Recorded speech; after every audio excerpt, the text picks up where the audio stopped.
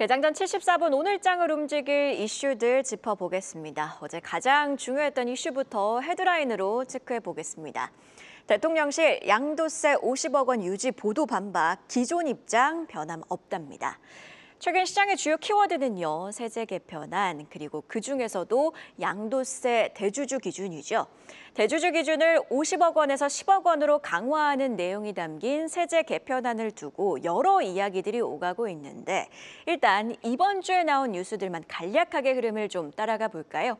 일요일에는 고위급 당정협의회가 열렸지만 당정은 이때 결론을 내리지는 못했습니다. 그리고 월요일 한정혜 더불어민주당 정책위의장은 전일 당정협의회에서 50억 원 유지 의견을 공식적으로 정부에 전달했다고 밝혔습니다. 그리고 어제는요, 50억 원 유지를 또 한 번 거듭 강조, 똘똘한 한 채가 아닌 똘똘한 주식을 언급하기도 했지만 이후 오전 10시 30분경 대통령실은 정부안 그대로라며 당정의 조율을 지켜볼 거란 입장 내놨습니다. 자, 이 두 뉴스의 흐름 그대로 시장에 영향을 줬죠. 장 초반 양도세 대주주 기준 50억 원 유지 가능성의 외국인 순매수가 들어왔고 이에 코스피는 장 초반 3,240선을 돌파했으나 대통령실 입장이 알려지면서 시장은 쭉 밀렸고 결국 종가가 저점이 되며 거래를 마쳤습니다. 외국인도 순매도로 전환을 했죠. 자, 기상도로 어제 시장의 상하방 요인을 좀 나눠봤는데요. 세제 개편안 불확실성에 더해 7월 미국 CPI 경계감이 시장의 비, 즉 하방 요인이었다면 어제 모닝 브리핑 마켓 무버로 미리 짚어드린 내용이죠. 마이크론의 실적 전망 상향이 반도체주 강세로 이어지면서 그래도 시장의 하방을 좀 지지해줬습니다. 다만 여전히 좀 아쉬운 건 미중 관세 전쟁 휴전의 여타 아시아 증시가 강세, 특히 일본의 니케이 지수가 신고가를 경신한 날에 우리는 밀렸다는 거겠죠. 다시 3,200선 아래로 내려온 코스피 지수 자체는 큰 박스권에 갇힌 가운데 증권가 코멘트도 같이 좀 짚어보면요. 신한투자증권은 정책은 흐리, 실적은 마무리. 시장의 관심은 다시 매크로 지표와 관세발 물가 우려에 집중될 것이라고 전망을 내놓기도 했었는데요. 자, 커진 매크로의 중요성 바로 오늘장 마켓 무버로 이어집니다. 바로 미국의 7월 CPI죠. 지표를 자세히 좀 들여다보면 혼조입니다. 추세를 볼 수 있는 헤드라인 수치는 긍정적이죠. 전월비 예상 부합에 전년 대비로는 오히려 예상치를 밑돌았습니다. 다만 변동성이 높은 에너지와 식료품 등을 제외한 근원 물가는 전년 대비 3.1%로 예상을 상회해 다소 끈적끈적한 모습을 보였습니다. 근원 물가가 오른 건 서비스 가격 상승 때문이고요. 다만 좀 다행이었던 건 관세 영향이 좀 우려가 됐던 일부 상품군에서는 상승세가 둔화됐다는 건데요. 혼재된 지표에도 시장은 일단 9월의 보험성, 선제적 금리 인하는 가능하다는 맥락에서 간밤 랠리를 펼쳤습니다. S&P 500 지수, 나스닥 지수 모두 신고가를 경신했고요. 여기에 미국 반도체 ETF인 SMH ETF도 사상 최고로 거래를 마쳤습니다. 자, 개장 이후 우리 시장도 금리 인하 기대 감소, 긍정적인 분위기를 나타낼지 지켜보고요. 섹터 단에서는 금리 인하 기대감 속에서 바이오주가 반응을 해줄지, 그리고 미증시에서 CPI 속에서 항공료가 전월 대비 4%나 증가했다는 소식에 미국 항공주들이 초강세를 보였죠. 국내 관련주도 동조화 흐름을 보일지 함께 체크해 보시죠. 자, 그리고 일정 모멘텀상 당분간 시장에서 한미 정상회담 의제와 관련된 종목들이 부각될 가능성도 주시하셔야겠습니다. 몇 가지 키워드만 좀 빠르게 체크를 해보자면 마스가, 즉 조선, 반도체, 그리고 배터리가 주요 산업협력 의제죠.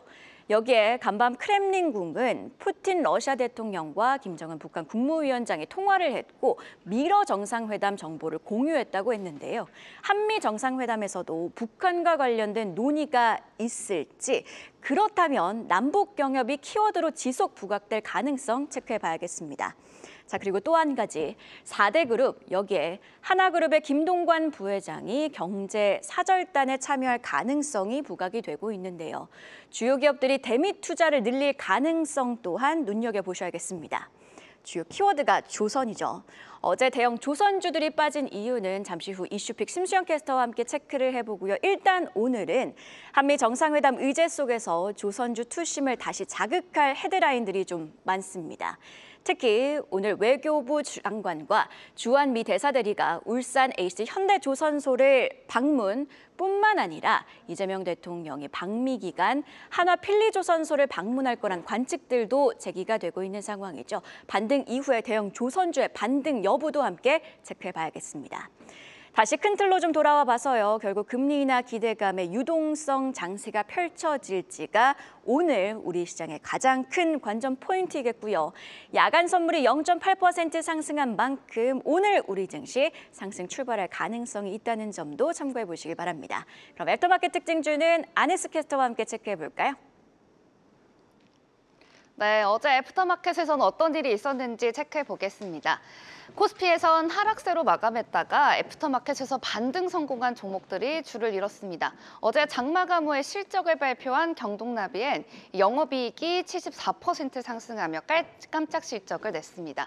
애프터마켓에서 10.14% 상승했고요. 주주환원 기대감에 제주은행과 노루홀딩스 각각 4%대 상승폭을 켜냈습니다.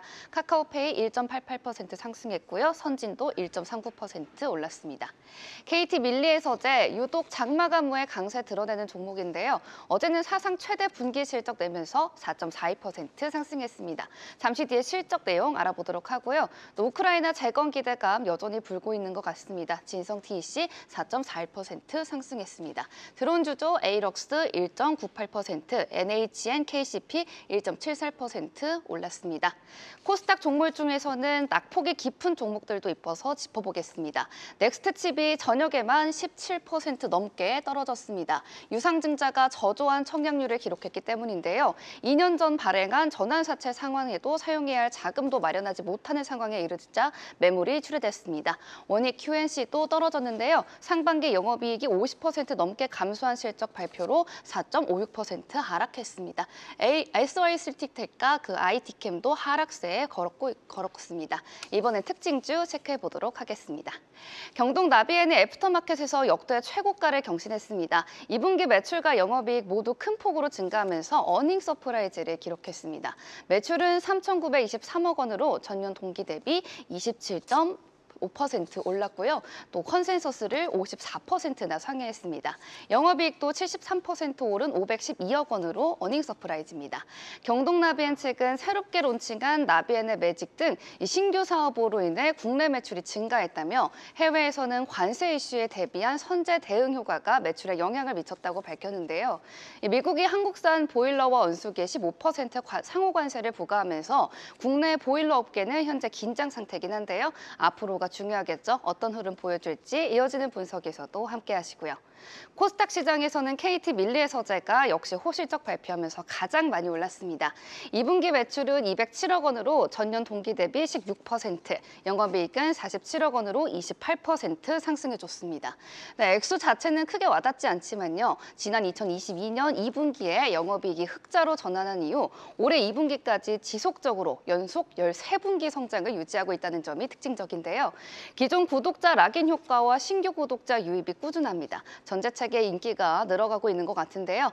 여기에 밀리에서제는 콘텐츠 포트폴리오 확대를 위해서 웹툰 서비스 출시도 준비 중입니다. 콘텐츠 다변화를 중심으로 한 성장세 어디까지 이어갈 수 있을지 확인해 보시죠. 지금까지 애프터마켓 이야기 전해드렸습니다.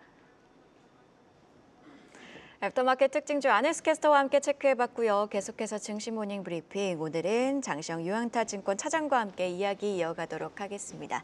자, 차장님 경동 나비엔 특징주로 함께 분석해 보도록 하겠습니다. 2분기에 호실적을 발표했고 이에 호실적에 힘입어서 애프터마켓에서 상승 또 사상 최고가를 좀 경신한 모습인데 K-뷰티, K-콘텐츠에 이어서 이제는 K-보일러인지 경동나비엔 어떻게 보고 계실까요? 뭐 북미 시장이라든지 유럽 시장에서도 사실은 이제 국내의 보일러가 좀 인기를 끌고 있습니다. 그러니까 사실은 해외 같은 경우는 공기 순환 난방을 하는 경우가 많거든요. 근데 이제 바닥 난방이라든지 이런 부분들까지도 해외 시장에서 좀 인기를 끌고 있고 북미 쪽의 수출이 굉장히 강세입니다. 그러니까 전체 매출의 한 61%가 북미 시장에서 지금 나오고 있거든요. 그래서 북미의 콘덴싱 온수기라든지 보일러 시장 점유율이 경동 나비엔이 1위를 좀 기록을 하고 있고 관세 리스크도 낮은 편입니다. 그러니까 낮은 편이라기보다는 낮다라고 봐야죠. 필수제로 분리되기 때문에 미국의 보편 관세 대상에서 사실상 제외됐다라고 보시면 될 것 같고요. 따라서 안정적인 어떤 수출 환경 유지 가능성이 굉장히 높다라고 말씀드릴 수가 있겠습니다. 콘덴싱 보일러 고효율 제품이기 때문에 내수 시장에서도 사실 내수는 살짝 포화 상태이긴 합니다만 해외 시장에서 수요가 굉장히 크게 늘어나고 있기 때문에 이 산업 자체를 계속 확장을 하고 있다라고 보시면 될 것 같고 밸류에이션 자체도 PR이 10배. 그러니까 이렇게 성장하는 회사가 PR이 10배라는 거는 아직은 많이 싸다라고 좀 보시면 될 것 같고 주주 친화적인 어떤 정책도 굉장히 좀 많이 펴고 있기 때문에 매력적이다라고 좀 보시면 될 것 같습니다. 어쨌든 미국의 주택 공급 수요가 좀 증가하고 난방 수요가 확대된다고 하면 그와 맞물려서 제품 수요 증가할 가능성이 높기 때문에 앞으로 이런 어떤 호실적 그러니까 미국의 북미 쪽에 수출함에 따른 호실적에 대한 부분들은 계속 증가할 가능성이 높기 때문에 어제 넥스트 시장에서 사실은 크게 실적 발표 후에 상승했다가 윗골을 좀 달았습니다. 그러니까 오늘 아마 정규장 시장에서는 갭으로 상승해서 음봉이 나올 가능성도 좀 있기 때문에 그런 부분들 좀 잘 활용을 하시면 그러니까 음봉이라고 해서 뭐 마이너스로 간다라기보다는 차트 자체가 좀 음봉이 나올 가능성이 있다고 하면 그런 부분들 잘 활용해서 저점 매수를 하시면서 장기적으로 좀 끌고 가보시는 전략도 괜찮을 것 같다라고 좀 말씀드리겠습니다. 네, 실적 성장의 저평가, 여기에 주주와는 모멘텀까지 갖췄다 이렇게 강조를 해주셨습니다. 코스닥 시장에서는 KT 밀리의 상승세가 좀 눈에 떴는데요. KT 밀리의 서재 같은 경우에는 마찬가지로 2분기 호실적을 발표했습니다. 역시나 요즘 시장을 보면 호실적을 발표하는 기업들 위주로 좀 수급이 붙어주고 있는 모습인데 KT 밀리의 서재 추가 반등의 모멘텀을 가져갈 수 있을까요? 일단 뭐 KT 밀리 서재도 성장을 계속 지속하고 있습니다. 그러니까 조국 코스닥의 좀 작은 회사이기는 하지만 2022년도 2분기 영업이익을 흑자 전환한 이후에 13분기 연속 성장을 하고 있다라고 좀 보시면 될 것 같고 기존 고객들의 충성도가 굉장히 높습니다. 사실 플랫폼 이 회사들 같은 경우는 이탈과 유입이 계속 반복이 되는데 그 안에서 기존의 어떤 구독자들의 충성도가 어느 정도 높느냐에 따라서 실적 안정성의 어떤 꾸준함이 유지가 되는데 신규 구독자 유입도 계속해서 늘어나고 있는 반면에 기존 구독자들의 충성도도 굉장히 높다라고 좀 보시면 될 것 같고 지난 6월에 구독료를 인상을 했음에도 불구하고 기존 구독자하고 유지 그리고 신규 가입이 계속해서 활발하게 좀 늘어났다라고 좀 보시면 될 것 같습니다. 올해 전반적으로 영업이익은 120억대 이상을 좀 예상을 하고 있고요. 그렇다면 3분기와 4분기에도 어느 정도는 질적 성장이 가능하다라고 좀 보시면 될 것 같고 앞서 말씀드린 대로 구독료를 인상을 했기 때문에 영업이익이라든지 매출의 증가 속도도 계속해서 좀 늘어날 것으로 좀 보여지고 있습니다. 그렇기 때문에 뭐 사실 대기업인 어떤 KT와 연계해서 시너지가 나는 부분도 굉장히 좀 크다라고 좀 보시면 될 것 같고 최근에 이제 SKT 사태 이후로 KT 가입의 어떤 고객 가입자 수가 좀 늘어나고 있습니다. 통신 가입자 수가 늘어나고 있는데 자연스럽게 밀리에서제 플랫폼 가입 구독자 증가로도 이어질 수 있다라는 점도 고무적이다라고 좀 보시면 될 것 같아서 3분기, 4분기에도 실적에 대한 어떤 성장의 기대감 계속해서 지켜보시면 좋을 것 같다라고 마무리하겠습니다. 네, 앞으로 KT 밀리의 서재 실적 성장세도 함께 지켜보도록 하겠습니다. 이어서 전일장 핫했던 섹터에서 이슈 찾아보는 시간이죠. 이슈픽 심수영 캐스터가 준비했습니다. 이슈픽 오늘은 남북 경협주 이야기로 문을 열겠습니다. 이재명 대통령이 전일장 국무회의에서 북한과 관련해 대화와 소통을 재개해 평화와 안정 속에서 경제 환경을 개선하자는 발언을 내놨습니다. 최근 대북 확성기를 철거하고 있다고 밝히며 북측도 일부 철거에 나섰다고 덧붙였는데요. 트럼프 대통령이 에이펙 정상회의를 위한 방한 일정에서 북미 정상회담을 추진할 가능성도 제기되며 전일장 관련주들이 크게 올랐습니다. 그래서 제가 트럼프 일기 시절 나온 자료들을 직접 찾아보다가 2019년쯤 나왔던 자료 하나를 찾았는데요. 지금 보시면요. 2018년 3월 폼페이오 미 국무장관의 방북 이후 정상회담에 대한 기대감이 고조되며 관련주 주가가 크게 오른 모습을 확인할 수 있었습니다. 트럼프 1기 때 주가 흐름이 충분히 되풀이될 수 있는 상황인 만큼 정상회담 관련 소식 기다려봐야겠습니다. 반면 조선업계에는 다소 무거운 소식이 전해졌습니다. 영국 클락슨 리서치의 조사 결과 7월 전 세계 선박 수주량이 지난해 같은 기간보다 58% 급감한 건데요. 하도급 구조가 많은 조선업 특성상 원청의 책임을 강조하는 노란 봉투법의 통과 가능성도 부담으로 작용하며 전일장 섹터 내에서 HD 중공업이 3%대 약세 보였고요. HD 현대미포, HD 한국조선해양, 한화오션 등은 2%대 약세 보였습니다. 수주량 데이터 조금 더 자세히 짚어보면요. 한국은 8척을 수주하며 수주량 기준 전 세계 2위에 등극했지만요. 수치상으로 중국과 격차가 컸다는 점이 확인되고 있습니다. 지난해 대비 한국의 수주량은 37% 줄어든 것으로 나타났습니다. 이러한 악재 속에서 이제 시선은 25일에 예정돼 있는 한미 정상회담으로 쏠리고 있는데요. 마스가 중심의 경제사절단이 꾸려지는 경우 다시 한번 흐름을 탈 수 있으니 관련 소식 주시해 봐야겠습니다. 지금까지 심수연이었습니다.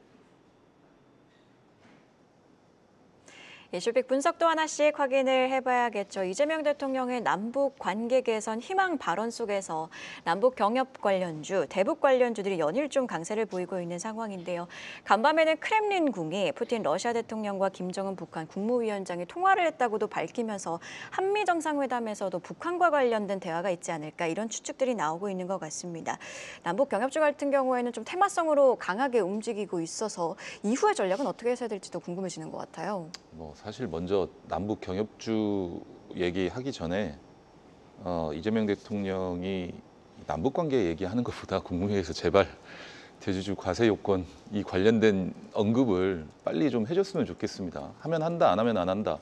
되도록 50억 관련된 대주주 과세를 현행 유지하는 쪽으로 좀 얘기가 나왔으면 좋겠는데 쓸데없이 남북 관계 얘기가 지금 저희한테 필요한 거는 이게 아니라 대주주 과세에 관련된 얘기인 것 같습니다. 어찌됐든 남북 관련된 경협주들 사실은 이런 어떤 정책적인 관련 얘기가 나오면 테마성으로 좀 많이 움직이긴 합니다. 근데 뭐 현대 엘리베이터라든지 대아티아이라든지 조비라든지 일신 석재라든지 뭐 코아스라든지 이런 어떤 조그만 개별 종목들이 많이 움직이기는 하는데 저는 뭐 사실 그 안에서 현대 엘리베이터 조금은 좋게 보고 있습니다. 남북 경협주로 분류되기 이전부터 사실 주가 자체가 실적에 대한 기대감 그리고 그동안 짓눌려왔던 오버행 이슈 그러니까 지분 싸움이라든지 이런 것들로 들어왔던 이슈가 조금씩 사그라드는 것 같아요. 그러니까 쉰들러가 사실은 2003년에 현대 엘리베이터 재무구조가 안 좋을 때 백기사로 좀 들어왔습니다. 2003년도에 들어와서 승강기 사업을 우리한테 달라라고 하면서 그 둘의 어떤 싸움이 시작이 됐고 2006년도에 KCC로부터 또 지분을 인수를 하면서 적대적 M&A를 시도를 했습니다만 최근에는 신들러가 하고자 하는 모든 어떤 공격들이 다 막히고 무산이 되면서 지분을 장내 좀 매도를 하고 있는 상황입니다. 그래서 현대엘리베이터 지분이 올해 초에 지분이 9.94%였는데 작년 7월, 올해 7월이죠. 7월에 지분 매각을 했고 지난 7일에 또 지분 매각을 하면서 현재 5.27%까지 줄어 있습니다. 계속해서 좀 지분이 줄어 있는 상태인데 이렇게 되면 현대엘리베이터가 대응을 하는 게 자사주 가지고 있고 국민연금이 가지고 있고 특수관계인이 신들러 매각 지분을 사실은 우호 지분으로 인수할 경우에 지배구조 안정화 가능성이 큽니다. 그러면 그동안의 현대엘리베이터가 하고자 했지만 못했던 주주환원 책이라든지 기업가치 재고 계획이라든지 이런 부분들을 더욱 강하게 드라이브를 걸 수 있기 때문에 긍정적인 이슈라고 좀 보고 있어서 현대엘리베이터도 좀 잘 보시면 좋을 것 같다라고 마무리하겠습니다. 네, 현대 엘리베이터 투자 전략 강조를 해주셨고요. 조선주도 체크를 해보도록 하겠습니다. 신조 발주 급감 현상이 나타나면서 어제 대형 조선주들은 하방 압력을 받는 모습이었는데요. 다만 조선주 같은 경우에는 마스가 협력이라는 기대감이 남아있는 상황. 조선주 전략은 어떻게 세야 될까요? 일단 뭐 7월 전 세계적으로 어떤 수주 선박량이 좀 급감을 했고 우리가 기대했던 LNG 선들에 대한 어떤 발주도 조금은 더뎠던 것 같습니다. 근데 뭐 어떤 산업이든지 간에 그렇지 않겠습니까? 한 방에 좀 몰아붙였으면 조금 쉬어가는 타이밍이 있을 것 같은데 그 쉬어가는 타이밍이 있고 난 이후에 다시 한번 좀 몰아치는 수주가 좀 있을 것으로 좀 보여집니다. 단기간에 뭐 한 달, 두 달 줄었다 그래서 이 산업이 완전히 끝났다라고 좀 보기는 어렵기 때문에 앞서 말씀해 주셨다시피 추가적인 이슈도 좀 남아 있고 미국의 어떤 LNG 관련된 프로젝트라든지 또 사업 관련들 이런 부분들이 계속해서 이어지고 있습니다. 그러니까 전 세계적으로 에너지 대란이 발생하고 있기 때문에 운송에 대한 어떤 선박 발주 이런 부분들은 점차 조금 더 늘어날 수 있을 것으로 좀 예상을 하고 있습니다. 그러니까 당장에 한두 달의 어떤 선박 수주량이 급감했다고 해서 산업 자체가 끝났다라고 보시지 마시고 추후에 이어지는 모멘텀이 뭐가 있을지를 더 체크를 해보시는 게 좋을 것 같다라고 좀 정리를 해드리겠습니다. 조선주 장기 모멘텀 점검해 볼 필요가 있다 이렇게 강조를 해주셨습니다. 이렇게 증시 모닝 브리핑 오늘은 유한타증권 장시영 차장과 함께했습니다. 고맙습니다. 계속해서 다양한 경제 이슈를 알고 싶다면 구독과 좋아요, 알림 설정 부탁드립니다. AI 캐스터 권미정이었습니다.